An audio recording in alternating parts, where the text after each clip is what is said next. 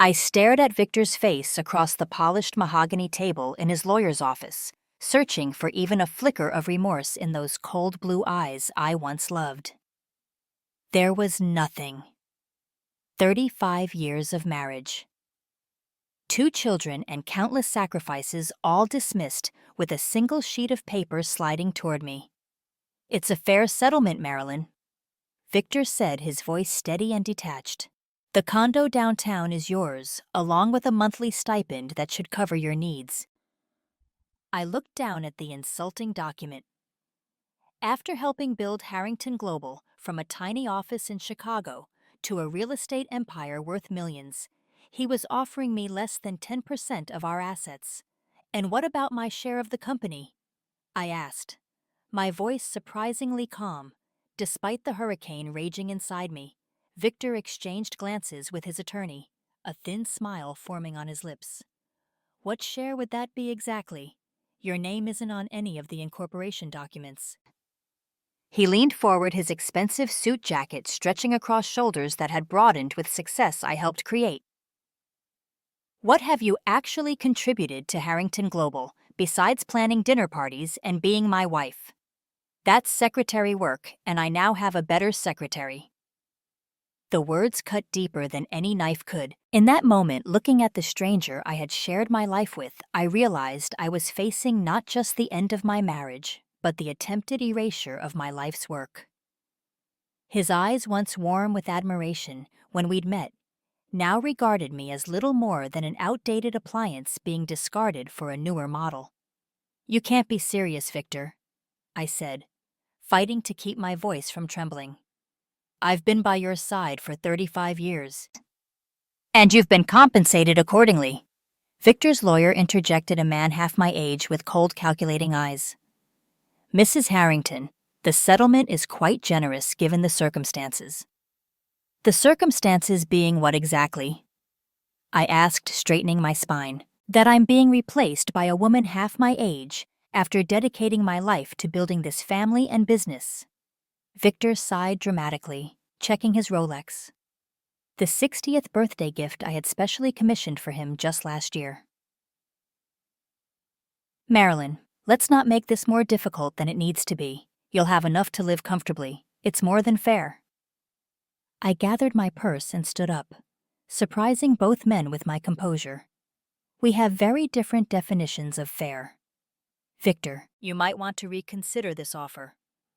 "Or what?" Victor smirked, the confidence of a man who believed he held all the power. "Don't embarrass yourself with threats." "Marilyn, my lawyer will be in touch." As I walked out of that office, my legs somehow supporting me, despite feeling like they were made of glass, I made a silent promise to myself. This was not how my story would end. Little did Victor know his dismissal of me would be the greatest mistake of his life. We met at Northwestern University 4 decades ago. I was studying business administration, with dreams of running my own company someday, while Victor was the charming economics major who swept me off my feet. We married right after graduation, starry-eyed and ambitious. It was a cold Chicago January, when Victor spotted the opportunity that would change our lives. A small commercial property in a neglected neighborhood was available at a price we could just barely afford with our combined savings and a risky loan. "This area is going to boom in the next decade." Victor had insisted, eyes alight with excitement as we stood in the empty, dusty storefront. We could be at the forefront. I believed in his vision completely. That night, I stayed up until dawn, creating a business plan, researching market trends, and drafting potential client outreach strategies. When Victor woke, I presented him with a complete folder of analysis. "My God, Marilyn," he'd said, genuinely impressed. "This is brilliant." We started Harrington Global, though it was just Harrington Properties back then. From a tiny office with secondhand furniture, I postponed my own career ambitions, believing we were building something together. While friends from business school climbed corporate ladders, I threw myself into creating our company from nothing. Those early years were a blur of long hours and uncertainty. While Victor focused on acquisitions and development, I managed our client relationships, organized networking events, and provided strategic advice from behind the scenes. I was the one who suggested targeting the emerging tech sector when everyone else was still focused on traditional industries. That decision alone brought in our first million-dollar clients. I remember the night we landed the Peterson account, a $3 million development project that would put us on the map. Victor had pitched them twice with no success. I suggested a different approach. Tech companies don't want traditional corporate spaces. I told him they want environments that foster creativity and collaboration. Design the proposal around that concept. Victor had presented my ideas verbatim. When he returned with the signed contract, he'd picked me up and spun me around our tiny living room. "We did it, Marilyn. They loved it." We became I in his retelling at industry events, but I didn't mind. We were a team and his success was mine too. Or so I thought. During the 2008 financial crisis, when we nearly lost everything, it was my personal connections with investors, built through years of hosting just dinner parties, as Victor called them, that kept us afloat. I convinced 3 major clients to stick with us when they were ready to pull out. Victor took all the credit at the company celebration afterward. It was a matter of timing and strategic persuasion. He told the gathered employees. Champagne in hand. I stood in the background, smiling supportively, while being rendered invisible in my own success story. As our children came along, Wesley in his father's image serious and business-minded, Isabella creative and perceptive. I juggled motherhood with my unofficial role at the company. Many nights I worked on proposals after the children were in bed or reviewed contracts while supervising homework. By our 25th anniversary, Harrington Global had grown to over 200 employees with developments across the Midwest. Victor's reputation soared while I remained Mrs. Harrington, the elegant wife who organized charity galas and kept his home running smoothly.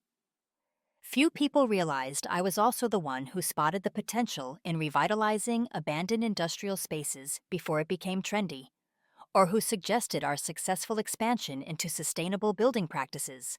I told myself it didn't matter who got the recognition as long as we succeeded together. We were partners in life, if not on paper, or so I thought. The first signs of change were subtle. Victor started coming home later, distracted and irritable. His phone became his constant companion, screen always angled away from me. When I asked about his day, his answers grew shorter, less detailed. "Just the usual business stuff," he'd say, already scrolling through messages on his phone. I noticed new shirts in his closet, more fitted, more youthful styles. A new cologne replaced the one I'd given him every Christmas for a decade. He joined a new gym and suddenly found time for regular workouts, despite claiming for years that his schedule was too demanding for exercise. "Just taking better care of myself," he'd explained when I noticed his new routine. Preston in finance had that heart attack last month. Made me realize I'm not getting any younger. I believed him. I wanted to believe him. One evening while Victor was in the shower, his iPad pinged with a message notification. We shared the same Apple ID, something he had apparently forgotten. The message from TW flashed across the screen. "Missing you already. Last night was incredible. Can't wait to see you tomorrow. Your secretary has a special surprise waiting." My hands trembled as I opened the message thread, revealing months of exchanges between Victor and Tiffany. Winters, his 34-year-old secretary of 3 years, photos, plans, intimate details, hotel receipts, messages where they laughed about deceiving me. "The old lady has no idea." Victor had written, "She's too busy planning her garden club meetings to notice anything." I felt like I'd been hit by a truck. The garden club he mockingly referenced had been abandoned years ago when I took on managing the Westfield development, a project that had saved the company millions by my careful negotiation of zoning variances. When I confronted him, Victor denied everything, at first, then shifted to blaming me. "You're being paranoid," he scoffed. "Tiffany is a valuable employee who works late hours. Of course, we message about business matters." "Business matters that include hotel rooms?" I asked, showing him the receipt I'd found. His expression hardened, then the mask of the loving husband dropping completely. "What did you expect, Marilyn? You're 62. Tiffany understands me in ways you never did.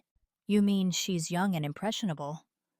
I said, my voice shaking, and easily awed by your position. She appreciates ambition and success, he snapped. She doesn't just tolerate it while secretly resenting it like you always have. Resenting it, I helped create it. I could feel hot tears welling up but refused to let them fall. Victor laughed dismissively. Is that what you tell yourself? That arranging dinner parties and playing the corporate wife was creating success? He shook his head. This conversation is pointless. I've made my decision. I'll have my lawyer draw up the papers. The weeks that followed were a slow-motion nightmare. Victor gradually removed me from company functions and family gatherings. When our son Wesley called about the annual corporate retreat I'd always helped organize, Victor took the phone and told him I was too busy to participate this year. I became a ghost in my own life, watching from the periphery as Victor began introducing Tiffany to our social circle. I overheard whispers at the country club, saw pitying glances from women I'd considered friends. Such a shame at her age. One whispered to another, not realizing I could hear them in the locker room. What did she expect men like Victor need youthful energy around them? The final blow came when I discovered Victor had purchased a new house, a modern mansion in the wealthy suburb of Winnetka, where he planned to live with Tiffany after our divorce was finalized. Meanwhile, he expected me to vacate our family home of 20 years and move into a downtown condo, 1/5 the size. It's perfectly suitable for a woman of your age and situation, he said dismissively when I protested. You'll be close to shopping and medical care. He spoke to me as if I were an elderly relative being moved to assisted living, not the woman who had helped him build an empire. The condo I discovered was in a building Harrington Global had developed for senior living, comfortable but designed for someone winding down their life, not starting a new chapter. I felt like I was drowning, watching my life being systematically dismantled by the man I had helped build up from nothing. Nights became an endless loop of questions. How had I been so blind? What would happen to me now? Who was I without Victor and the company? Then came the mistake that would change everything.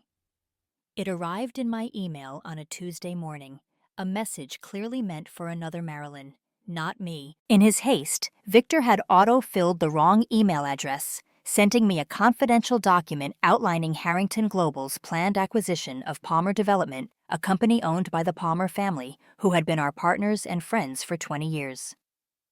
The document revealed Victor's plan to exploit a clause in their partnership agreement, to force a sale at a fraction of the company's worth, essentially cheating the Palmers out of millions. It was a ruthless move even for the new Victor I was coming to recognize.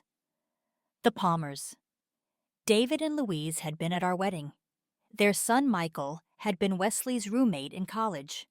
Louise had sat with me through Victor's emergency appendectomy 15 years ago, and Victor was planning to destroy them financially, through a technicality none of us had noticed when the partnership was formed. As I read further, something caught my eye: financial projections showing assets. I knew nothing about hidden accounts. Shell companies. Victor was concealing significant company assets, undoubtedly to keep them from being considered in our divorce settlement. My hands shaking, I called the one person I knew I could trust. Sophia Vasquez, my college roommate who had gone on to become one of Chicago's top business attorneys. We had remained close over the decades, though Victor had always dismissed her as too aggressive for his taste.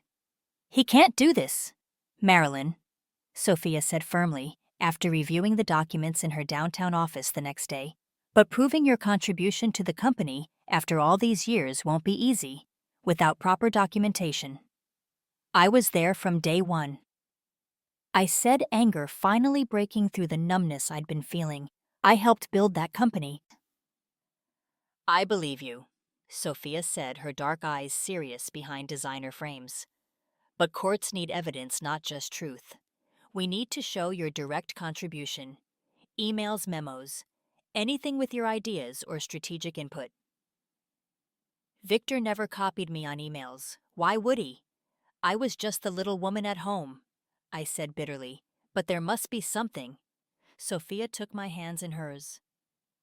Listen to me, Marilyn. You are brilliant, capable, and far stronger than you realize right now. Victor has made you believe you're nothing without him. It's a classic abuse tactic, and you've been enduring it for years.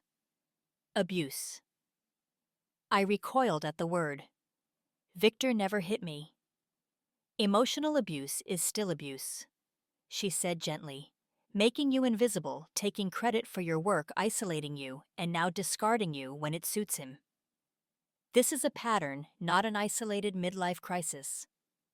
I left Sophia's office with a mission. For the first time in weeks, I felt something other than despair, a flicker of determination that grew with each step that night alone in the guest room where I'd been sleeping since Victor's announcement. I stood before the mirror and really looked at myself.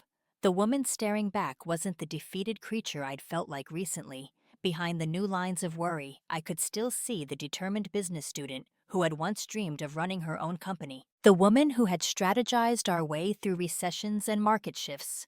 I whispered to myself, words that would become my mantra. I am not just Victor's wife.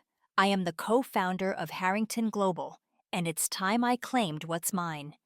I started my quest in our basement storage, digging through boxes of old files Victor had deemed unimportant years ago. There, in a dusty banker's box, I found gold original incorporation paperwork with my signature on loan documents, early business plans in my handwriting, and photographs of me at the ribbon cutting of our first major development. More importantly, I discovered several of our first major contracts had been signed with my name alongside Victor's. Due to his poor credit history. Back then, I had been a co-signer on everything. Victor had apparently forgotten this critical detail. I found client correspondence where I had been the primary contact. Letters thanking me personally for my insights and assistance. A newspaper clipping from 1993 that described us as power couple, Victor and Marilyn Harrington, expanding their real estate presence downtown. Each document felt like reclaiming a piece of myself that had been systematically erased over decades. Next, I reached out to Derek Wong, Harrington Global's CFO. Though he reported to Victor, Derek had always treated me with respect, unlike my husband, who often dismissed Derek's cautious financial approaches. We met in a quiet cafe far from the office. Derek was nervous but resolute. Your husband has been making some questionable financial moves lately, Mrs. Harrington, he said, sliding a flash drive across the table. This contains evidence of company funds being used for personal expenses, specifically expenses related to Miss Winters. There's also documentation of the offshore accounts you discovered. I stared at the small device that could change everything. You're risking your job by giving me this. Derek straightened his tie, a gesture I noticed he made when gathering courage. Perhaps, but I've been uncomfortable with the ethical direction of the company lately. Why are you helping me? I asked, genuinely curious. Derek looked down at his coffee. 3 years ago, I presented a risk assessment that could have saved the company millions. Victor dismissed it in front of the entire board, said my immigrant caution was holding the company back. He met my eyes. You came to my office afterward and said my analysis was sound and suggested I present it differently. Your approach worked, and we implemented most of my recommendations quietly. You respected my expertise when he didn't. He hesitated, then added, also my mother back in San Francisco when my father left her for his young assistant. After 30 years, she had no recourse. She had worked in his business all those years without recognition. I watched her struggle afterward. His expression hardened. I won't be complicit in seeing that happen again. With Derek's information and my historical documents, Sophia helped me craft a strategy. While Victor was distracted with his acquisition plans and his affair, I began building relationships with board members and key shareholders. I reached out to Eleanor Kaufman, our largest outside investor, whom I had helped through her husband's terminal illness 2 years prior, something Victor had considered women's business beneath his attention. I connected with Robert Chen, an early investor, whom Victor had recently neglected, but whose children I had mentored over the years. Victor has changed, Eleanor said during our lunch at her lake house. The company feels different too. More ruthless, less of the family values it was built on. That's because he's forgotten those values, I replied, but I haven't. My daughter Isabella, who worked in corporate communications for a rival firm, became my secret ally. Her expertise in strategic messaging helped me frame my narrative not as a vengeful wife, but as a concerned co-founder worried about the company's ethical direction. Mom, I always knew you were the brains behind half of Dad's brilliant ideas, Isabella said during one of our strategy sessions in her downtown apartment. Remember when I was 12 and overheard you suggesting the Riverside development that became our biggest success? Dad presented it at the board meeting the next day, like it was all his. She helped me prepare for media attention, coaching me on how to present myself confidently after years in Victor's shadow. We spent hours selecting the right wardrobe, professional, but not severe, confident, but not flashy. No more of those conservative suits Dad always wanted you to wear, Isabella insisted, holding up a structured navy dress that accentuated my still-fit figure. You're not the corporate wife anymore. You're the founder reclaiming her company. My son Wesley was harder to convince. He had worked at Harrington Global since graduating business school and had idolized his father.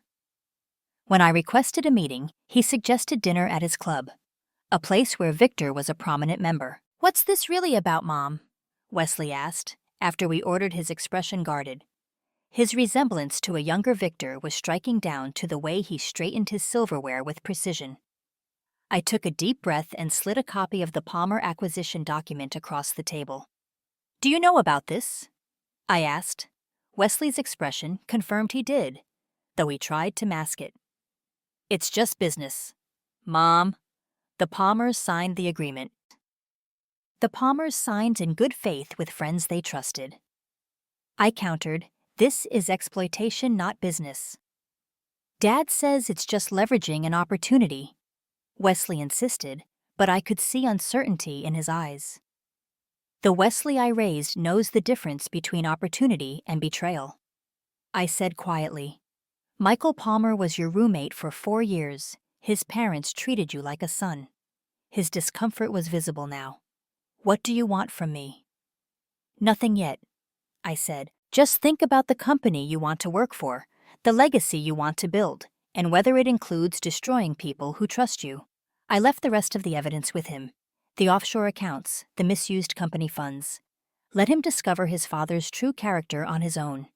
When he called me 3 days later, his voice was different. Dad always taught me that business success comes from integrity and partnership. Wesley said quietly, this isn't what he taught me. For 3 months, I worked methodically, gathering evidence, building alliances, and preparing for the moment to act. Victor, convinced I was quietly accepting defeat, barely noticed my activities.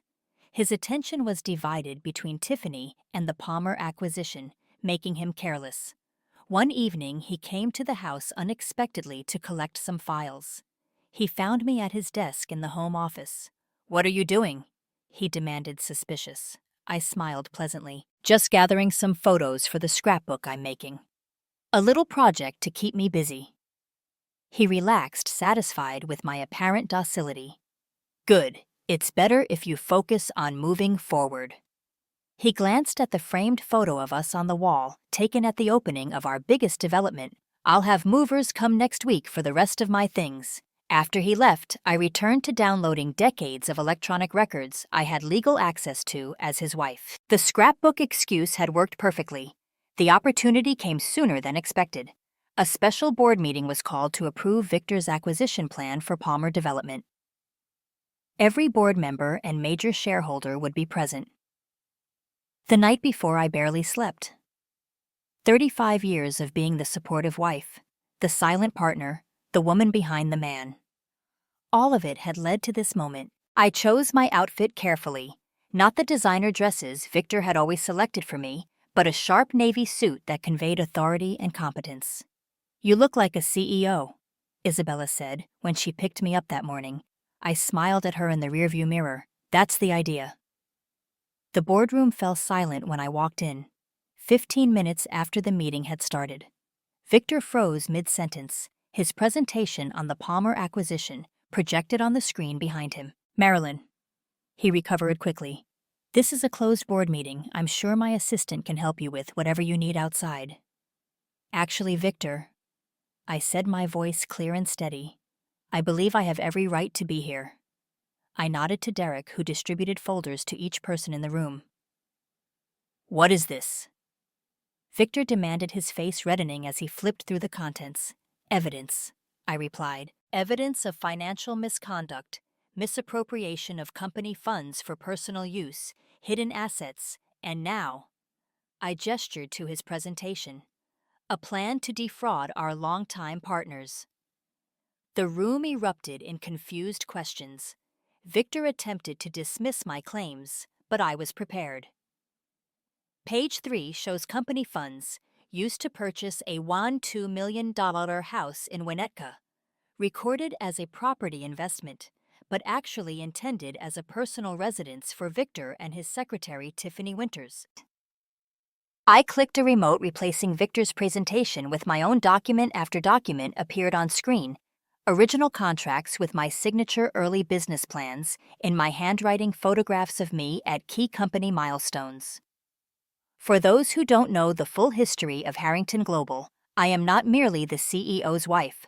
I am the company's unacknowledged co-founder. My financial investment, strategic direction, and relationship management helped build this company from nothing. I displayed an image of the original loan document, both our signatures clearly visible. Without my credit history and financial contribution, Harrington Global would never have existed. Robert Chen spoke up first. Is this true, Victor? These offshore accounts. Before Victor could respond, Derek Wong confirmed the financial documentation was accurate. And what about the Riverside development? I continued, showing early sketches in my handwriting, the concept that saved the company during the downturn of 2000, my idea presented by Victor as his own. Eleanor Kaufman nodded. I remember you discussing that concept at a dinner party before it was announced. I assumed Victor had shared it with you, but it was the other way around, wasn't it? This is absurd, Victor sputtered. Marilyn has never had an official role in this company. She's using this spectacle to extract a better divorce settlement.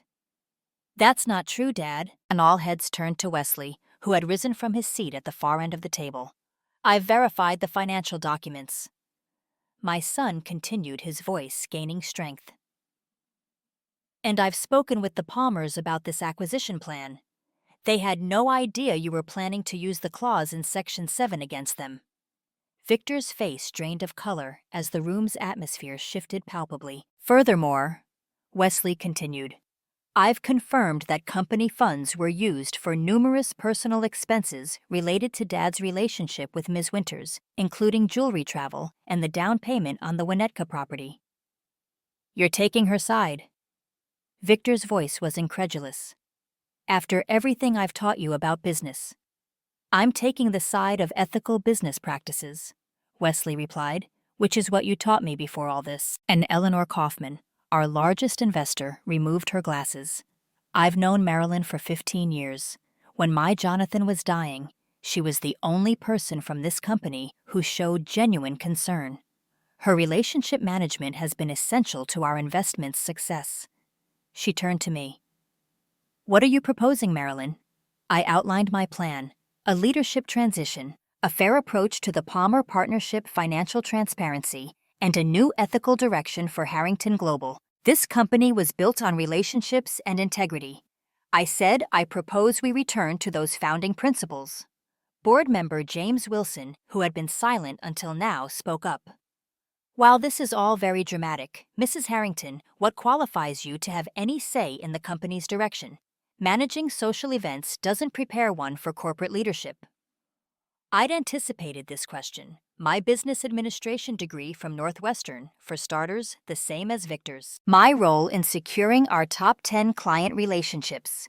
My strategic direction that guided this company through 3 recessions without a single quarter of losses.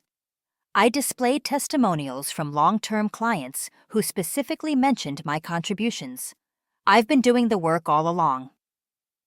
Gentlemen, I just haven't been getting the credit." The vote came swiftly. Victor was removed as CEO pending a full investigation of the financial improprieties. I was appointed interim chairperson of the board with Wesley, named as acting CEO. As the meeting adjourned, Victor grabbed my arm, his face contorted with rage and disbelief. "You can't do this to me. You're nothing without me." I gently removed his hand. "I was never nothing, Victor. You just never saw my value. That was your biggest mistake." As if on cue, Tiffany appeared in the doorway, likely expecting to congratulate Victor on his successful meeting. Her expression fell as she assessed the situation. Within a week, she would be dating a junior partner at a local law firm, her interest in Victor evaporating with his power and wealth. 6 months later, Harrington Global was thriving under new leadership. I served as chairperson, focusing on client relationships and corporate social responsibility, while Wesley proved himself a capable and ethical CEO. The investigation into Victor's financial misconduct revealed even more extensive misuse of company funds than we'd initially discovered. Faced with potential criminal charges, he agreed to a settlement that fairly represented my contributions to the company. The irony wasn't lost on anyone that he now lived in the downtown condo he had originally intended for me. I kept our family home, not out of spite, but because it contained 35 years of memories, not all of them tainted by the bitter end. The walls had witnessed our children's first steps. Family holidays, moments of genuine happiness, before ambition corrupted Victor's values. The Palmer partnership was renegotiated, fairly strengthening both companies.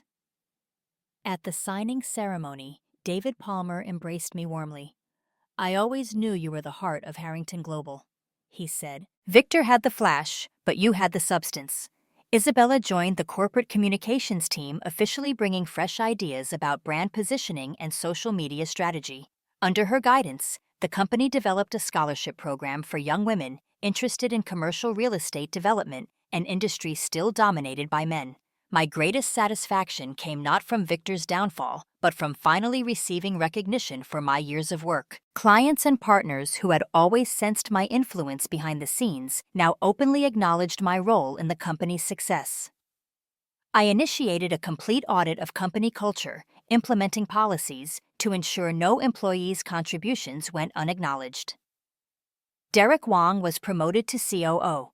His cautious financial approach now valued as foresight rather than timidity. Women in middle management positions who had been systematically overlooked during Victor's tenure began receiving long overdue promotions. The previously male-dominated executive floor gradually transformed into a diverse team that better reflected our client base and community. At our first annual meeting under new leadership, profits had increased by 12%. The trade publications that had once featured Victor's image now ran profiles of our leadership team, including a feature on me titled "The Invisible Architect of Harrington Global's Success." At a charity gala for Northwestern University's Business School, I encountered Victor for the first time since the board meeting. He looked older, diminished somehow, standing alone by the bar. "Congratulations," he said stiffly as I approached. "The market seems to approve of your leadership."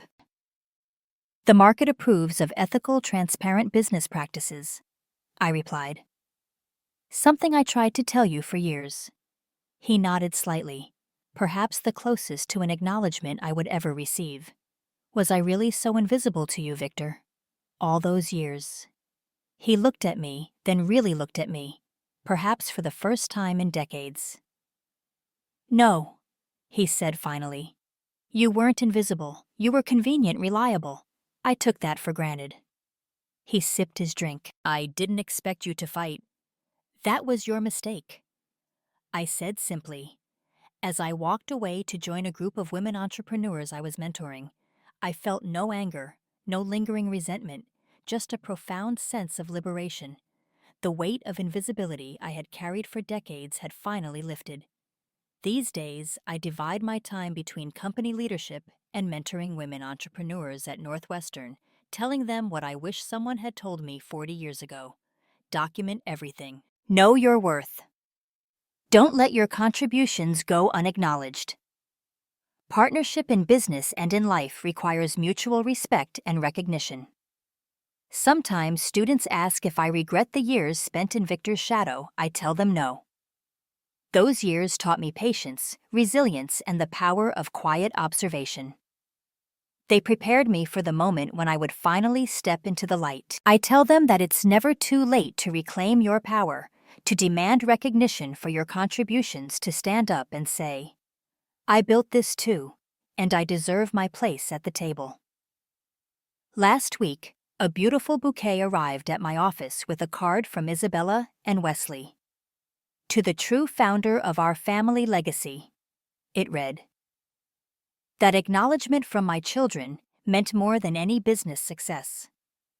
After all, revenge isn't about destruction. True revenge is about restoration, restoring your dignity, your rightful place, and most importantly, your belief in yourself. Victor taught me that some men will never see your value until you stop providing it freely. Harrington. Global taught me that it's never too late to claim credit for your life's work. And I've taught myself that the woman who once silently supported a man's ambition is fully capable of leading with her own vision, perhaps even more wisely, more ethically, and more successfully than he ever did. That knowledge, more than the company chairmanship or the financial settlement, is my true victory.